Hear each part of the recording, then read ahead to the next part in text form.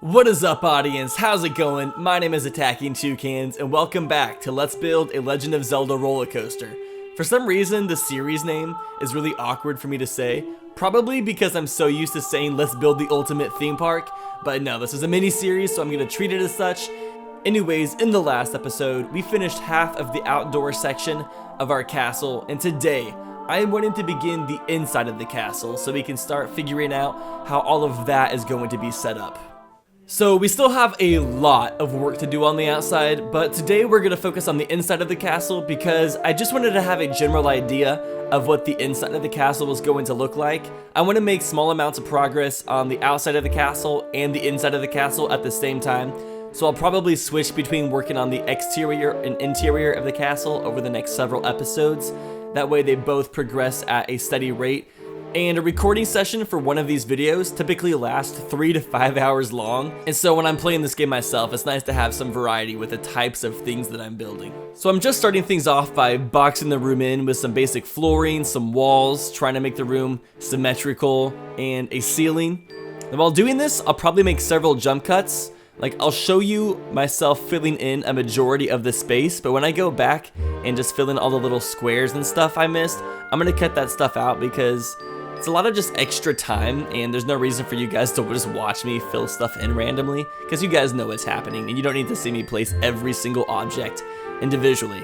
Just know that I am individually placing every single object a lot of the time, and there is a lot of time that goes into these episodes. For example, I recorded this video for 5 hours, and then I ended up editing the video down into 11 minutes, which I'm pretty proud of. There was a lot of just bull crap that happened while recording this episode, and I'll get into that later. So I stated in the first episode that the interior of this castle is going to be heavily influenced by the Hyrule Castle from Legend of Zelda: The Wind Waker, the castle that you go into after you complete the Tower of the Gods. Now, I'm not trying to make an exact replica of the interior of the castle, it's just going to be heavily influenced. I mean, I can't make an exact replica because there is a limited amount of pieces in this game, so I'm just mostly taking inspiration. But if I could make an exact replica, I would, and I'm going to try my best to make it very noticeably look like the interior of the Hyrule Castle from Wind Waker.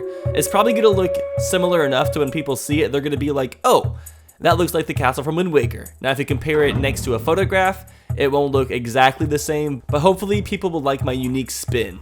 Also, for the statue in the middle, normally there's a statue of Link in the center of this castle. Right now I'm putting this princess as a placeholder, but in the future I plan to try to recreate the statue of Link because there is a lot of shapes you can combine. I've seen lots of people make very detailed replica of characters from various things, mostly Disney. If you go to the Steam Workshop, there's so many replicas of Disney characters. Almost every single Disney character has a model in Planet Coaster at this point. So if you're trying to recreate Disney World, there is plenty of things in the Steam Workshop that you could use. If anybody does like creating models and wants to create some Legend of Zelda models for me for the series, that would be much appreciated. But if nobody does, I will try to take my hand at it and we will see how that goes. But yeah, for now, we're gonna keep a princess as the placeholder statue. But in the future, if I can, I'm going to place a Link statue in the center as per usual. And in the future, I also want to have a staircase underneath the statue like there normally is in Legend of Zelda: Wind Waker. And I want to put the Master Sword Chamber underground and have like an area that the guests can go inside, and I'm going to put the stained glass windows and stuff in there. That's kind of a stretch. We'll see if I can do that, but that is another goal of mine. Also, as you can tell, I've been placing paths inside the castle because I want the interior of this castle to be functional. So the beginning of the line, or the queue to the roller coaster, is going to begin on that first tier after the first set of stairs. That's where the line to the ride will begin. So people are going to wait in line for this coaster inside Hyrule Castle. I think that's really cool. It reminds me a lot of Harry Potter World. I went to Universal Studios last year for my very first time and visited Harry Potter World, and I was just really inspired by the recreation of Hogwarts inside that theme park. And so I'm honestly kind of trying to recreate that, but for Zelda fans in this game. Now, if they could in real life make a Hyrule Castle, that would be just the most wonderful thing ever. I do know they are making a Nintendo Land inside Universal Studios. I think they plan to do it in all the Universal Studios parks over time, but I know they're starting with Japan, which I might visit Japan. Just put that on my bucket list just to visit the Universal Studios Nintendo Land. But if they rebuild Hyrule Castle there, that would be so amazing. Now, they're more likely to recreate Princess Peach's castle for the Mushroom Kingdom, but who knows? I'm sure they'll have some Zelda ride, and I'm really excited to see what games they draw inspiration from when it comes to that. So now I'm working on the upper balconies and walkways of the castle, and I wanted to try to make this look as intricate as possible, try to add some good craftsmanship, and try to seem like there was a lot of interior design work done or stonework done. Now, whenever building things like this, pretty much my main piece of advice is just keep on adding on pieces and just playing around with it, trial and error. There's a lot of different pieces in this game that you can combine to make really intricate looking things. Right now, even though this looks pretty intricate, it's still really basic in comparison to other builds I've seen in this game. I'm gonna keep just adding on to the interior of this castle until it just looks, I really want it to look breathtaking. I want people to see the inside and just be like, dang.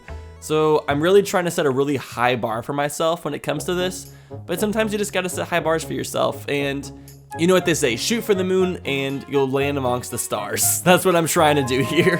Whether I accomplish that or not, we will definitely see. But yeah, just kind of like play around with things, just place objects, combine them randomly, just experiment, trial and error over and over again. Typically, to become good at building games like this, you just gotta play a lot with the scenery and the objects you have and just think outside of the box with the objects you are given. Because sometimes there's objects that have an obvious use, but if you think outside of the box, you can create a completely new object out of a pre-existing object.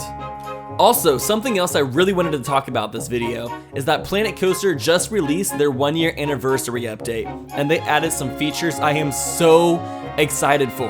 I would say the addition they added that I am just the most ecstatic for is picnic benches and tables. So now you can make food courts. They now added tables, legitimate tables that the little peeps would go to and eat their food or just hang out with their friends and stuff. This is a game changer. We can now make legitimate food courts. I'm sure because of this feature being added, people are now going to start recreating malls and stuff because food courts are a huge part of malls. And this game is becoming less of a theme park builder and just more of a building game in general, where you can build literally anything you want. And that is kind of the direction I want Planet Coaster to go into, is just being this amazing sandbox game where you can literally build anything you want in the entertainment worlds. Also, I randomly just thought of a really fun comment question of the day, so I'm gonna have one of those this episode, because why not? So my comment question for you guys is, if anything from a movie or a book or a video game series or just like anything could be recreated into an area at a theme park, what would be your dream theme park recreation? Because there's so many theme park remakes now. Like, there's lots of stuff with Disney, obviously. If you go to Six Flags, they have recreations from Looney Tunes and the DC comic series with Superman and all that stuff. Universal Studios has Harry Potter Land. They're working on a world for the Avatar series, the one with the blue people, the James Cameron series. And they're also recreating like a Star Wars world. Out of everything there is out there in pop culture, what would be the most dope remake that you guys would like to go to in the future? Something I would like them to recreate is the Avatar universe. That's not Pandora, but the one with like the Last Airbender, with Aang, Katara, Korra, all of that stuff. I would love to see something in the future with bending. I think that would be so dope. But I'm also just a really avid fan of that franchise. I don't know why, but just Avatar The Last Airbender is one of my favorite things to exist on this planet. I have an unhealthy obsession. Now, something I want to talk about real fast is some of the pains I had to go through while recording this video. So, as I said earlier, this recording session took me 5 hours long. The fast-forwarded footage before I edited this video down was 40 minutes long, and then I edited that down into a 12-minute video, which I am so surprised. But there was some instances, such as copying and pasting these big pillars and like that whole entire wall in general for this balcony. I had to select every single object individually about 10 separate times because I kept copying and pasting it and messing up, and I had to go and select the objects over and over again. I almost drove myself insane doing that. And luckily you guys don't have to see that, but I just wanted you guys to know the pain I had to go through to create this episode for you. So maybe you'd appreciate me and the work I do just a little bit more. No, I'm just kidding. It's not that big of a deal. It was still fun. But something else I wanted to add, there is over 70 jump cuts in this video. There was just so much editing I did to this video so it would be a more pleasant viewing experience. Hopefully other videos won't require that much editing, but there was just a lot of experimentation and just things I had to cut out. Even though I've played this game quite a bit, I am still learning things every single time I play it to become a better builder in this game and to make my building process a bit more seamless. Believe it or not, the more you practice something, the better you get at it. Typically, that's how things work. But yeah, this wasn't the easiest video to record, and I'm hoping that things go a little bit smoother for future videos on this series. Alright, so we're getting fairly close to the end of this episode. I'm pretty happy with the amount of progress that I got done on the interior of this main room of Hyrule Castle. I wish I would have gotten a little bit more done with how much time I spent recording this episode, but like I said, I had a lot of setbacks, but I did not let it get my spirit down. In the next episode, we will go back to working on the exterior of the castle, and then we will return onto the interior the next episode after that. And as you see, I'm placing lots of pots. We gotta place a lot of pots inside the castle. This is a Zelda game, and Link has some sort of fetish for breaking pots, so we're gonna give him some pots to break in case Link ever does come to this castle. Also, building the inside of Wind Waker's castle has really made me want to play Wind Waker again. I'm probably going to stream through that game soon on my Twitch channel, so if you guys are interested in Wind Waker, make sure to follow me on Twitch for that, twitch.tv/attackingtoucans.